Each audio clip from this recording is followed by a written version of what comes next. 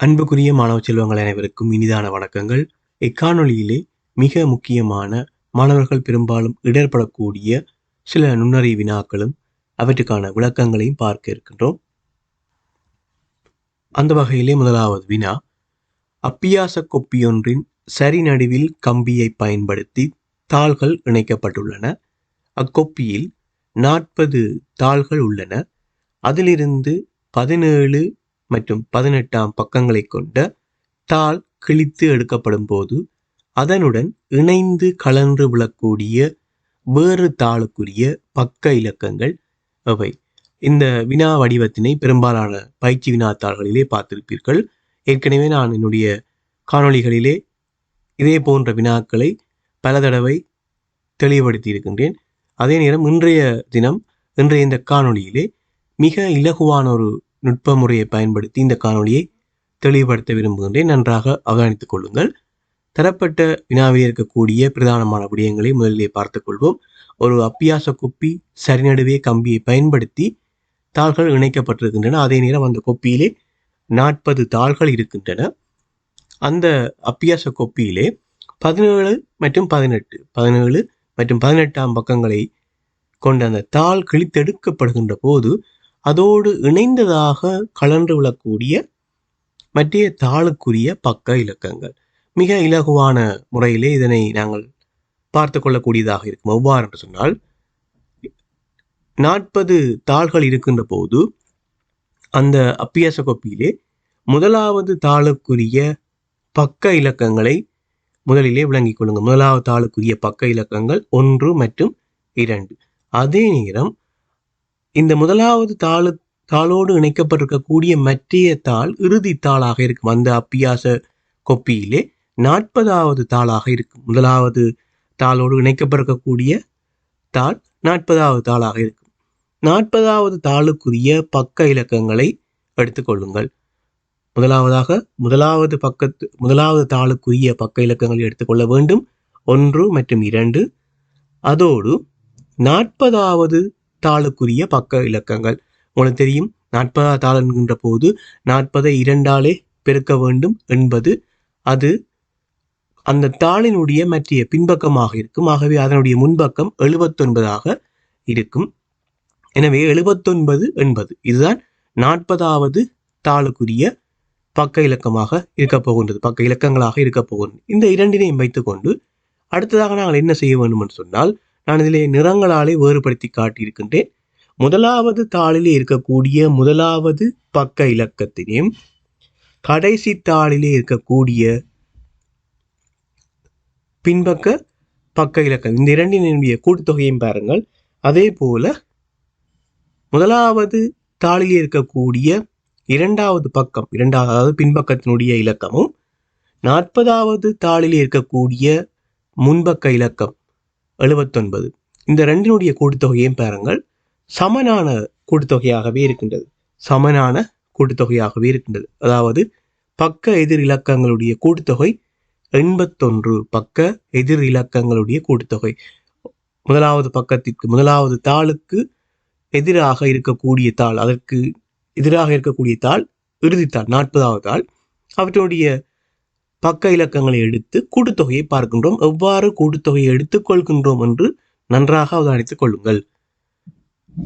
எனவே இந்த தொடர்பின்படி முதலாவது தாளுடைய பக்கங்களும் இறுதி தாளுடைய பக்கங்களுடைய கூட்டுத்தொகை நான் இங்கே குறிப்பிட்ட இந்த ஒழுங்குக்கு ஏற்ற வகையிலே 81ஆக இருக்கின்றது.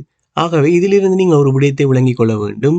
இந்த அப்பியாச கொப்பியிலே ஒவ்வொரு தாள்களும் அவற்றுக்கு எதிராக இருக்கக்கூடிய தாள்கள், அதாவது நீங்கள் எந்த தாள்களை கிழித்தெடுக்கின்றீர்களோ அதற்கு எதிராக கலன்று விழக்கூடிய மற்ற தாள்களுடைய பக்கங்கள், இந்த 2 தாள்களுடைய பக்கங்களுடைய ஒழுங்குகள், பக்க இலக்கங்களுடைய ஒழுங்குகள் நான் இங்கே குறிப்பிட்டது போல 81ஆகவே இருக்கும். எந்த தாளுக்கும் 81ஆகவே இருக்கும்.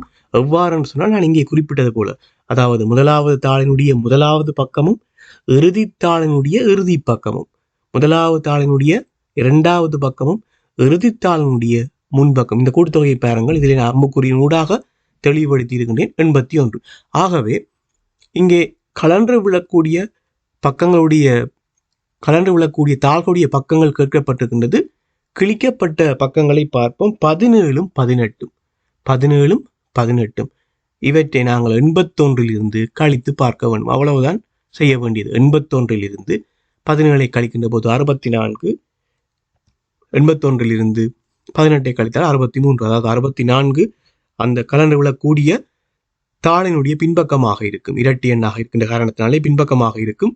அதனுடைய முன்பக்கம் ஒன்று குறைய இருக்கும். அவ்வளவுதான் 63. ஆகவே 17 மற்றும் 18ஆம் பக்கங்களை கொண்ட தாள்கள் கிழிக்கப்பட்டால் அதனோடு கலந்து விழக்கூடிய மற்ற தாளுக்குரிய பக்க இலக்கங்கள் 63ம் 64ஆகவும் இருக்கும். ஆகவே இந்த முறை உங்களுக்கு மிக இலகுவாக இருக்கும். இந்த வினா வடிவத்தை செய்வதற்கு மிக மிக இலகுவான ஒரு வழிமுறையாக இருக்கும். இதில் நான் 81 17 கழித்து 64 என்று எடுத்திருக்கின்றேன். அடுத்ததாக 81 18 அதை விளங்குவதற்காக நீங்கள் தெளிவாக விளங்கிக் கொள்ள வேண்டும் என்பதற்காக இதிலே வழங்கி இருக்கின்றேன். நீங்கள் நேரடியாக ஒரு பக்கத்தையே எடுத்து 2 பக்கங்களையும் காணக்கூடியதாக இருக்கும். 81 17 கழிக்கின்ற போது 64 குறித்த தாளினுடைய பின்பக்கமாக இருக்கும். ஏனெனில் இங்கே 40 தாள்கள் தான் இருக்கின்றன.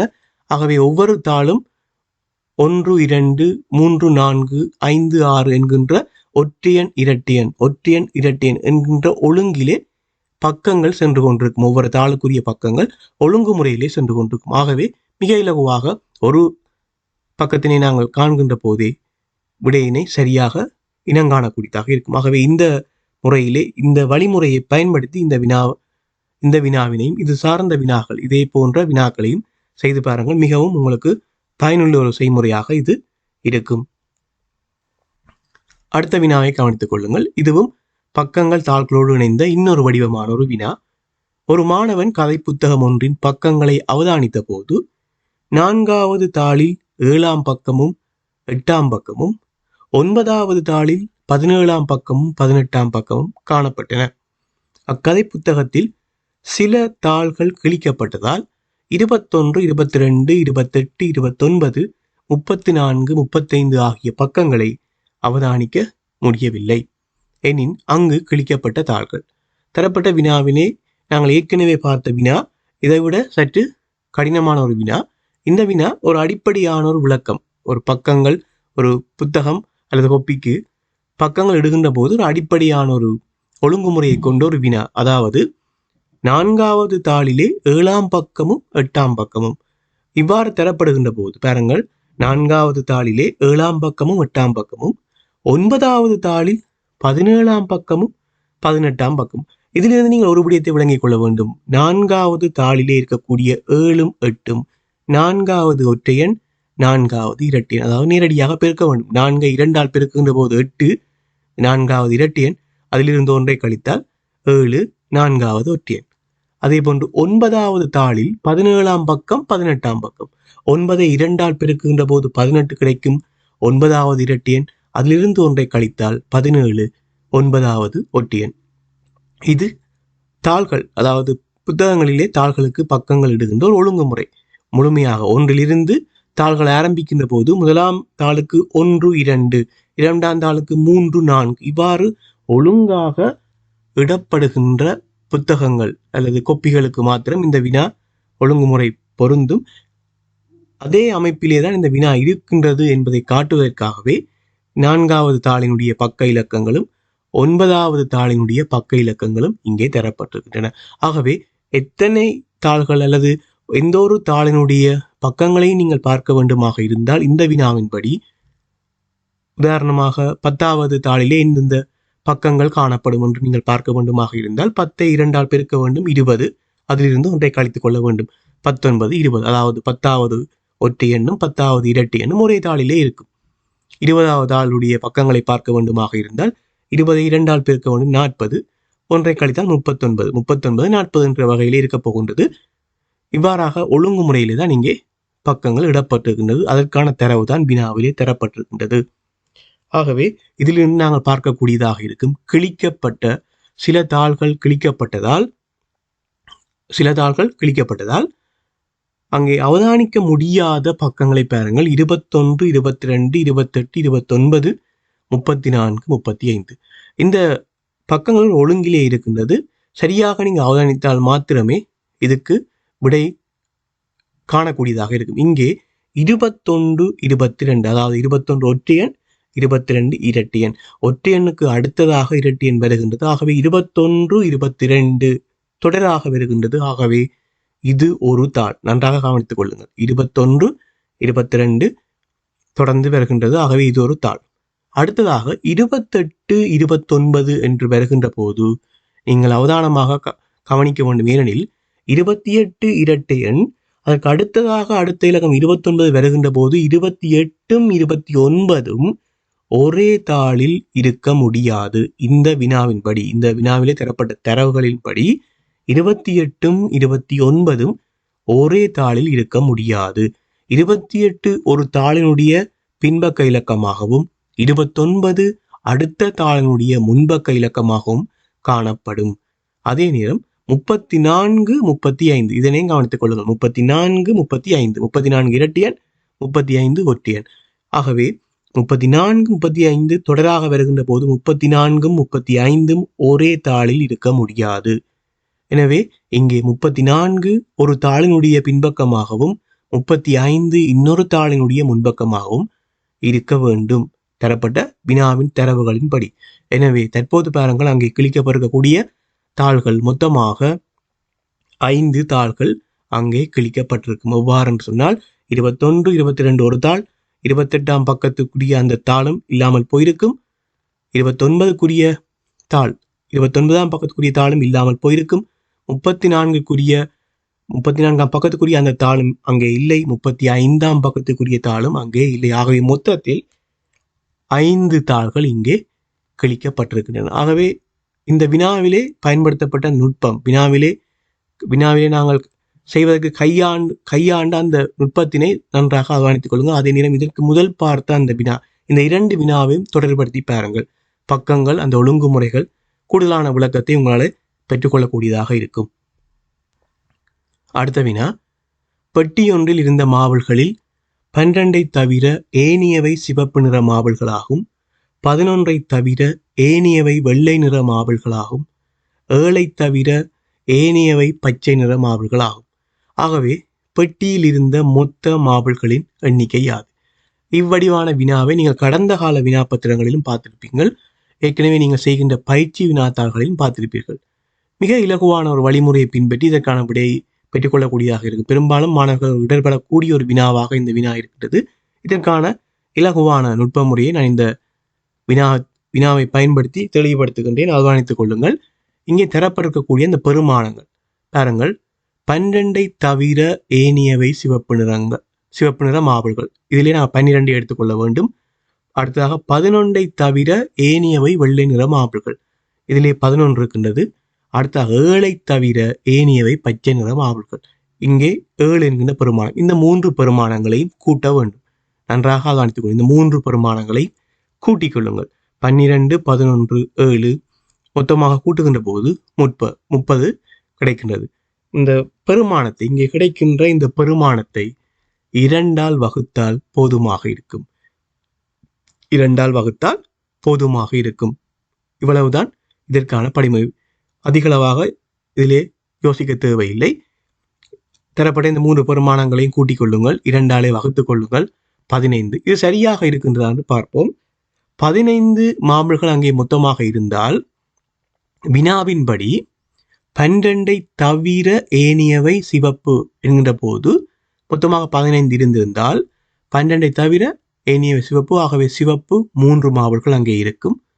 11ஐ தவிர ஏனையவை வெள்ளை என்கின்ற போது வெள்ளை 4 மாவுள்கள் அங்கே இருக்க வேண்டும். 7ஐ தவிர ஏனையவை பச்சை நிறம் என்கின்ற போது அங்கே பச்சை நிற மாவுள்கள் 8 மாவுள்கள் இருக்க வேண்டும். தற்போது பாருங்கள், இந்த எண்ணிக்கையை பாருங்கள். சிவப்பு 3, வெள்ளை 4, பச்சை 8 கூட்டினால் மொத்தமாக 15 மாவுள்கள் வருகின்றது. ஆகவே நாங்கள் எடுத்துக்கொண்ட அந்த விடையானது மிக சரியான விடை. எனவே பிள்ளைகளை, இந்த வினாவை நன்றாக அவதானித்துக் கொள்ளுங்கள். எவ்வாறு செய்திருக்கின்றோம், அதிலிருந்து சரியான விடையை எவ்வாறு எடுத்துக்கொண்டிருக்கின்றோம், அது சரியா என்கின்ற விடயத்தை நான் இதிலே ஒவ்வொரு நிற மாவுள்களுடைய எண்ணிக்கையையும் வழங்கி தெளிவுபடுத்தி இருக்கின்றேன். நன்றாக அவதானித்துக் கொள்ளுங்கள். அடுத்த வினாவை அவதானியுங்கள். ஒரு பென்சிலின் விலை ரூபாய் 8 ஆகும். 3 பென்சில்களை வாங்கினால் ஒரு பென்சில் இலவசமாக கிடைக்கும் எனின் 12 பென்சில்களை வாங்கிய ஒருவர் பென்சில் ஒன்றிற்காக செலவழித்த பணம் எவ்வளவு? வினாவிலே இருக்கக்கூடிய பிரதானமான விடயங்களை பாருங்கள். ஒரு பென்சிலுடைய விலை 8 ரூபாய். 3 பென்சில்கள் வாங்கினால் ஒரு பென்சில் இலவசமாக கிடைக்கும் எனின் 12 பென்சில்களை அவர் வாங்கியிருக்கிறார். அதாவது அவர் பெற்றுக்கொண்ட பென்சில்கள் மொத்தமாக 12. அவ்வாறாக இருந்தால் பென்சில் ஒன்றிற்காக செலவழித்த பணம், ஏனெனிலே பென்சில் ஒன்றிற்காக என கேட்கப்பட்டிருக்கின்றன்னு சொன்னால் பென்சிலுடைய விலை மேலே 8 ரூபாய் என தரப்பட்டிருக்கின்றது. அதே நேரம் 3 பென்சில்கள் வாங்குகின்ற போது ஒரு பென்சில் இலவசமாக கிடைக்கின்றது என்கின்ற போது அவர் அந்த பென்சிலுக்காக, அதாவது ஒரு பென்சிலுக்காக செலவழித்த பணம் 8 ரூபாயை விட நிச்சயமாக குறைவாகவே இருக்க வேண்டும். எனவே வினாவை செய்கின்ற வழியினை பார்ப்போம். 3 பென்சில்கள் வாங்குகின்ற போது 1 இலவசமாக கிடைக்கின்றது. ஆகவே மொத்தமாக 4 பென்சில்களாக இருக்கும். அவர் 12 பென்சில்களை பெற்றிருக்கின்றார். ஆகவே 12க்குள் 3 தடவைகள் இருக்கின்றது. 3 தடவைகள் இருக்கின்றது. எனவே 9 பென்சில்களுக்குத்தான் அவர் பணத்தை கொடுத்திருப்பார். 9 பென்சில்களுக்குத்தான் பணத்தை கொடுத்திருப்பார். 3 பென்சில் அவருக்கு இலவசமாக மேலதிகமாக கிடைத்திருக்கும். எனவே ஒரு பென்சிலுடைய விலை 8 ரூபாயாக இருக்கின்ற போது 9 பென்சில்களுக்குமான விலை 72 ரூபாயாக இருக்கும். 72 ரூபாயாக இருக்கும். ஆனால் தற்போது அவரிடம் 12 பென்சில்கள் இருக்கின்றன. நன்றாக கவனித்துக்கோங்க. தற்போது அவரிடம் 12 பென்சில்கள் இருக்கின்றன.